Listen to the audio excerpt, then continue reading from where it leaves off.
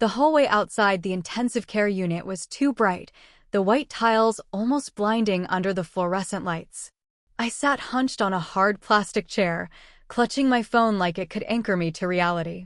Every few minutes, I glanced at the clock above the nurse's station. Time was moving, but I wasn't. When they finally allowed me inside, the sight stopped me cold.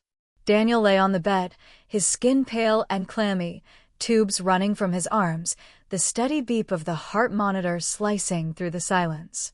His chest rose unevenly, each breath sounding like a battle. I had imagined seeing him sick before, but nothing prepared me for the fragility of the man I thought I knew. A nurse adjusted his fore.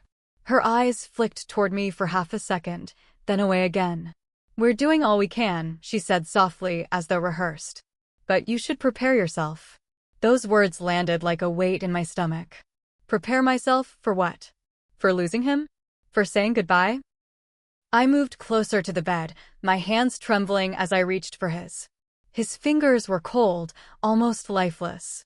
"Daniel," I whispered, leaning close, searching his face for any trace of the man who used to laugh so easily, who used to argue with me over silly things like which takeout place to order from. His eyelids fluttered. For a fleeting second, his gaze met mine. There was no warmth in it, no reassurance, just something unreadable. Then he closed his eyes again. The doctor entered a few minutes later, expression carefully neutral. He explained in clinical terms, unstable vitals, high risk, possible complications. His tone never changed, but I felt the message behind it. He might not make it through the night. I nodded, though I barely understood half of what he said. My throat was too tight to form words. When the doctor left, the room fell into an oppressive quiet. I sat rigid, watching every flicker on the monitor, every twitch of his body. Hours slipped by. My back ached from the stiff chair, but I couldn't leave. If this was the end, I needed to be here. Sometime after midnight, a nurse touched my shoulder. "You should go home for a few hours. Rest. We'll call you if anything changes." I wanted to argue, but exhaustion pinned me down. My eyes burned, my limbs heavy. Against my better judgment, I kissed Daniel's forehead, whispered a shaky, "I'll be back," and forced myself out of the room. The drive home blurred into fragments, red tail lights on wet asphalt, the faint smell of rain in the air, my own reflection pale in the car window. By the time I collapsed into bed, dawn was already breaking. Sleep didn't last. I woke with a start, heart racing, convinced I'd missed the call. But there were no messages. No voicemails. Just silence. I hurried back to the hospital, adrenaline carrying me down the familiar hallways. But when I reached his room, my steps faltered. The bed was stripped, the machines gone, the room empty. A nurse recognized me. "Mrs. Carter? Your husband was discharged early this morning." The words didn't compute. Discharged? Less than 12 hours after they told me he might not survive the night? I tried calling his phone, no answer. Panic clawed at my chest. I walked outside, scanning the street for any sign of him. That's when my world tilted. Across the road, near the cafe, I saw him. Upright. Smiling. His arm draped comfortably around a woman's shoulders as if he'd never been ill at all. She leaned into him, laughing at something he whispered. My knees nearly gave way. The night before, he had looked moments from death. Now, in broad daylight, he was alive, vibrant, and with her. I stood frozen, traffic moving around me, unable to breathe. If Daniel had been fighting for his life in that hospital bed, then who was the man walking casually with another woman right in front of me? I couldn't move. My brain kept insisting it wasn't him, that I was seeing someone who only looked like Daniel. But then he tilted his head in that familiar way, the same way he always did when listening intently. My stomach turned. It was him. I gripped my phone, my thumb hovering over the camera. For a moment, I wanted to capture proof. But my hand shook so badly I couldn't focus the lens. By the time I steadied myself, they had disappeared into the crowd, swallowed by the flow of pedestrians. I stood there for a long minute, cars honking behind me, people brushing past. Nothing made sense. The night before, doctors told me to prepare for the worst. Now he was strolling through town, laughing with another woman. I went back into the hospital, demanding answers. There must be a mistake, I told the nurse at the desk. My husband was in intensive care last night.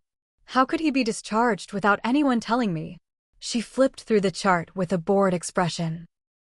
He signed himself out early this morning. We can't hold patients against their will. Signed out? My voice rose. He could barely lift his head. How does someone go from dying to walking out on his own? The nurse shrugged, clearly not interested in theories. Sometimes patients recover faster than expected. I left the hospital, more unsettled than before. My hands gripped the steering wheel so tightly on the drive home that my knuckles ached. Every red light felt endless. Every passing face looked like hers. At the apartment, I searched for something, anything, that might explain. In his desk drawer, beneath a pile of old receipts, I found a slip of paper with an address scribbled in his handwriting. It wasn't ours. My chest tightened. Was this where she lived? Was this why he had been working late so often? I debated calling him, demanding answers right away, but a new thought stopped me cold.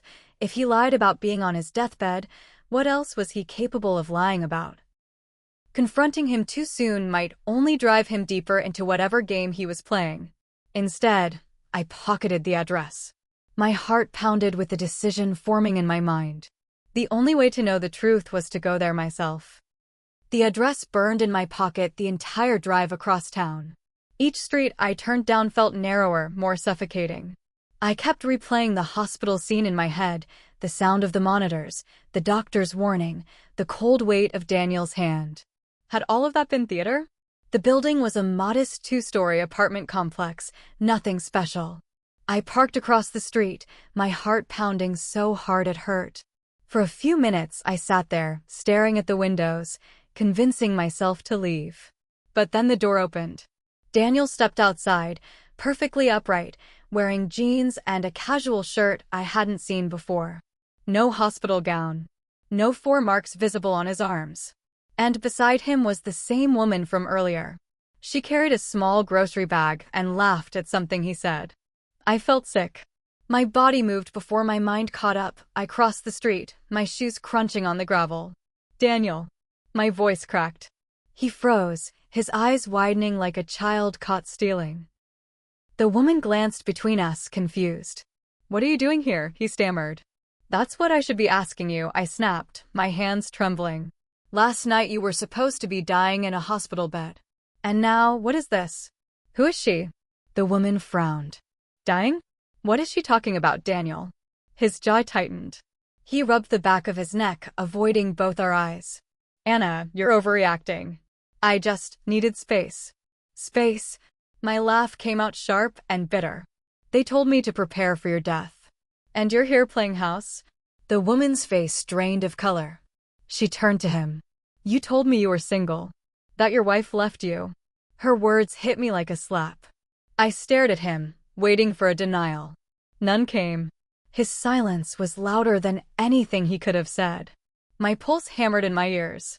I backed away, barely aware of the traffic rushing past or the curious eyes from nearby balconies. All I knew was that the man I'd sat beside in the hospital wasn't a victim, he was an actor. The woman's voice trembled. If he lied to both of us, what else has he been hiding?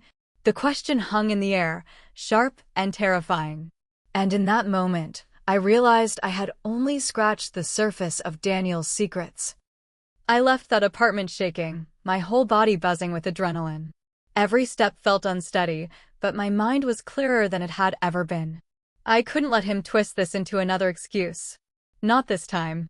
At home, I gathered everything I could: hospital discharge papers, the slip with the address, bank statements that showed money withdrawals I hadn't noticed before. I scanned them, saved copies, and called a lawyer. My voice still trembled when I explained, but the words came out steadier with each sentence. The lawyer didn't sound surprised. If he manipulated medical records or faked illness, it can be used against him in court. And if he deceived you financially, you have a strong case. The next days blurred into preparation. I confronted Daniel once more, but I didn't shout. I let the silence drag between us while I placed the evidence on the table. His eyes darted over the papers, his hands twitching. He tried every tactic, first denial, then anger, finally begging.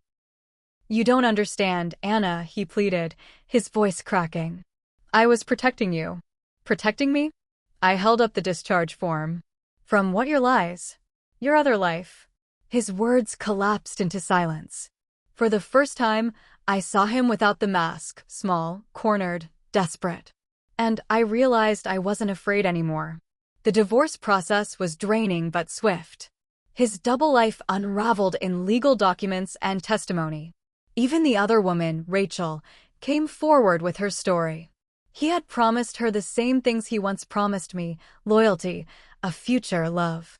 None of it was real. When it was over, I walked out of the courthouse lighter. The air tasted different. My life wasn't ruined, it was mine again. I had survived betrayal, humiliation, and manipulation, and somehow found strength I didn't know I had. But the final twist came weeks later. While reviewing documents with my lawyer, I found a note buried in the hospital's file.